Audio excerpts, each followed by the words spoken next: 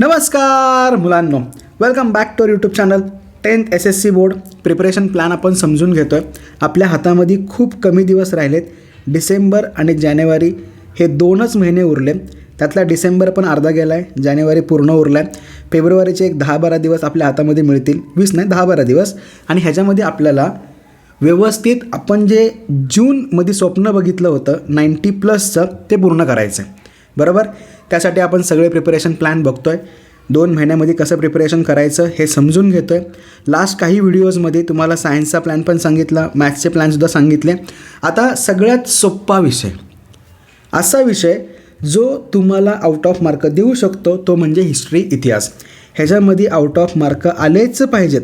ह्याच्यामध्ये जर out of mark आले तर मॅथ्स सायन्सची जी काही कसर असेल किंवा जो काही बॅकलॉग असेल ना, तो हा सब्जेक्ट नक्की भरून काढेल. आणि ह्याच्यासोबत ह्याचाच भाऊ किंवा मित्र जॉग्रॉफी, त्याचाही प्लॅन नेक्स्ट व्हिडिओमध्ये सांगतो. अगोदर हिस्ट्रीचा प्रिपरेशन प्लॅन नीट समजून घेऊ.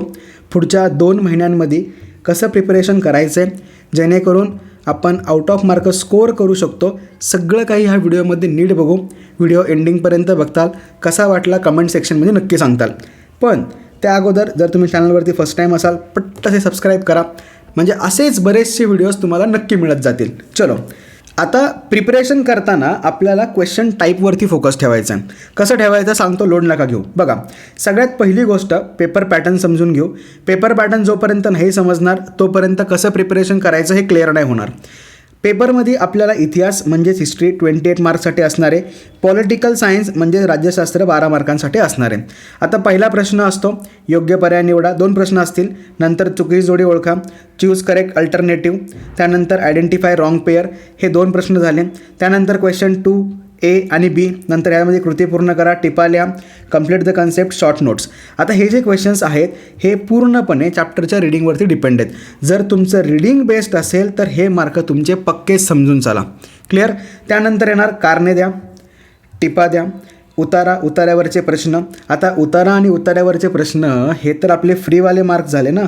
कुठे गेलं, 1 मिनटं. हे काय झाले, आपले फ्रीवाले मार्क्स झाले. हे तर आपण लँग्वेजमध्ये करतच आहोत ना, त्यामुळे ह्या प्रश्नाचा काही लोड घेऊ नका. त्यानंतर सविस्तर उत्तरे द्या, आन्सर इन डिटेल. आता ह्याच्यामध्ये जर नीट बघितलं ना तर पूर्ण पेपर पॅटर्नमध्ये 3 गोष्टी आहेत. पहिलं टिपा लिहा, कारणे लिहा आणि सविस्तर उत्तरे द्या. हे रायटिंगवाले मटेरियल्स आहेत, त्यामुळे ह्यांचा आन्सर आपल्याला डिटेलमध्ये आणि प्रॉपर पॉईंट वाईज लिहावा लागेल. नंतर तिथून पुढं क्वेश्चन 6पासून राज्यशास्त्र सुरू होईल, म्हणजेच पॉलिटिकल सायन्स. त्याच्यामध्ये परत योग्य पर्याय निवडा, चूज द करेक्ट अल्टरनेटिव्ह, चुकी बरोबर, ट्रू फॉल्स, विथ रिझन लिहायचं आहे, विथ सहकारण लिहायचं आहे, संकल्पना स्पष्ट करा, कृती पूर्ण करा, complete the concept, do as directed आणि नंतर थोडक्यात उत्तर द्या, आन्सर इन ब्रीफ. ह्याच्यामध्ये सुद्धा नीट बघितलं तर हे 2 प्रश्न जे आहेत ह्याच्यामध्येच आपल्याला रायटिंग करायचं आहे. चलो, पेपर पॅटर्न तर मला समजला. पेपर पॅटर्नवरनं एवढी आयडिया आली की रिडिंग करणं मॅटर करतं आहे. नुसतं पाठांतर करून काही नाही होणार. पाठांतर जर केलं तर आपण फक्त ह्या प्रश्नांचाच अभ्यास करू, एवढ्याच. हे उरलेले प्रश्नांचा अभ्यास करण्यासाठी वाचन करणं महत्त्वाचं आहे. मग आता वाचताना कसं वाचावं, कसं प्रिपेअर करावं ते समजून घ्या. बघा, रिडिंग करणं इम्पॉर्टंट आहे, हे मगाचपासून तुम्हाला 3 ते 4 वेळा सांगितलं. त्यामुळं रिडिंग व्यवस्थित करताल. त्यानंतर रिडिंग करताना जे काही महत्त्वाचे वर्ड्स आहेत, जसं की काही इतिहासकारांची नावं आहेत, त्यानंतर काही ऐतिहासिक ठिकाणं आहेत, बुक्सची काही नावं आहेत, ह्यांना अंडरलाईन करा. अंडरलाईन करतानाच सोबत जर तुम्हाला एखादा पॉईंट इम्पॉर्टंट वाटला त्या पॉईंटबद्दल साईडला असं काहीतरी ॲरो वगैरे करून ठेवा. म्हणजेच बोर्ड एक्झामच्या अगोदर जेव्हा आपण प्रिपरेशनला बसू तेव्हा परत टेक्स्टबुक रिडिंग करायची गरज नाही पडणार. ऑलरेडी पॉईंट, नेम सगळं मार्क केलेलं आहे, फक्त तेवढंच वाचायचं आणि निघून जायचं. त्यामुळं आत्ता थोडी मेहनत करा. का तर पुढचा आपला पेपर इझी गेला पाहिजे, ते प्रिपरेशन पटकन झालं पाहिजे म्हणून. नंतर हे सगळं अंडरलाईन केल्यानंतर थोडं एक 5-10 मिनटं बसा आणि आठवण्याचा प्रयत्न करा की आपण जो चॅप्टर रीड केला आहे त्याच्यामधले पॉईंट्स आपल्याला आठवतात आहे का. नंतर प्रत्येक क्वेश्चन नीट प्रिपेअर करणं गरजेचंच आहे. आता IMP क्वेश्चन्स तुम्हाला हवे असतील नक्की मिळतील, लोड घेऊ नका. ऑलरेडी IMP क्वेश्चन्स मी अपलोड केलेले आहेत. इंस्टाग्रामवरती सुद्धा अपलोड झालेत, त्यानंतर यूट्यूबवरती शॉर्ट्समध्ये अपलोड झालेले आहेत. ते घ्या आणि तेच क्वेश्चन बेस्ट लेवलला प्रिपेअर करा. तेवढे क्वेश्चन जरी तुम्ही व्यवस्थित केले तरी तुम्ही अबाव 37 सहज स्कोअर करू शकता. आणि जर तुम्ही चॅप्टर रीड केला व्यवस्थित तर 40 कन्फर्मच समजा. क्लिअर? नक्की. आता ह्याच्यानंतरची महत्त्वाची गोष्ट, आन्सर आपल्याला सिक्वेन्समध्ये लिहायचं आहे. आता तुमची सेमिस्टर एक्झाम तर झाली होती, काही जणांच्या प्रिलिम एक्झाम येतील. सेमिस्टर एक्झाममध्ये एक कॉमन तुम्ही मिस्टेक केली होती. मिस्टेक अशी होती की उत्तर, प्रश्न वाचल्यानंतर तुम्हाला समजतं आहे उत्तर येतं आहे, बरोबर.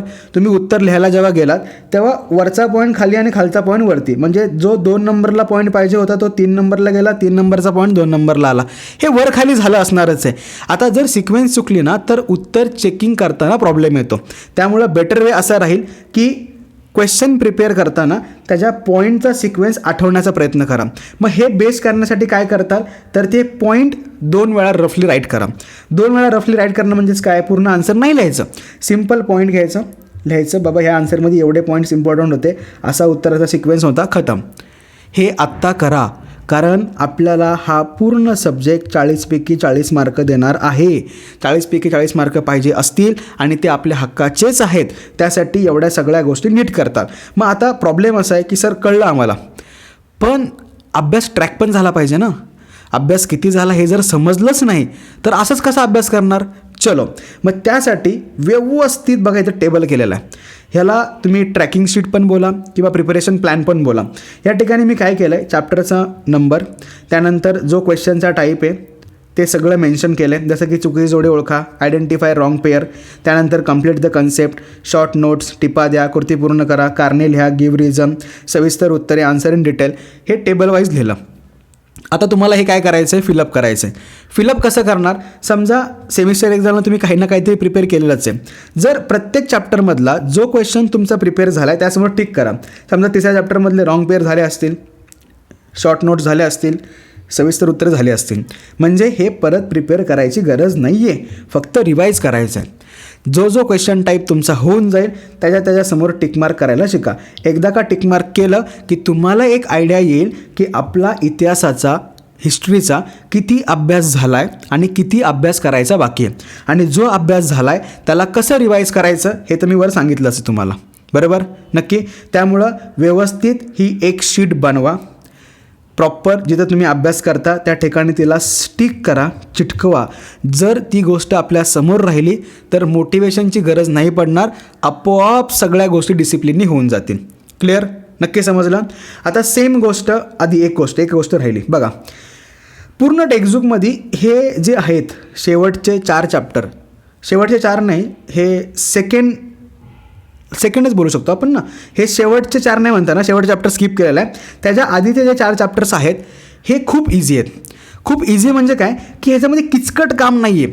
पहिल्या 2-3 चॅप्टरमध्ये जरा किचकट काम आहे, ती इतिहासकारांची नावं, त्यांनी लिहिलेले ग्रंथ, हे डोक्यात ठेवणं थोडंसं हार्ड आहे.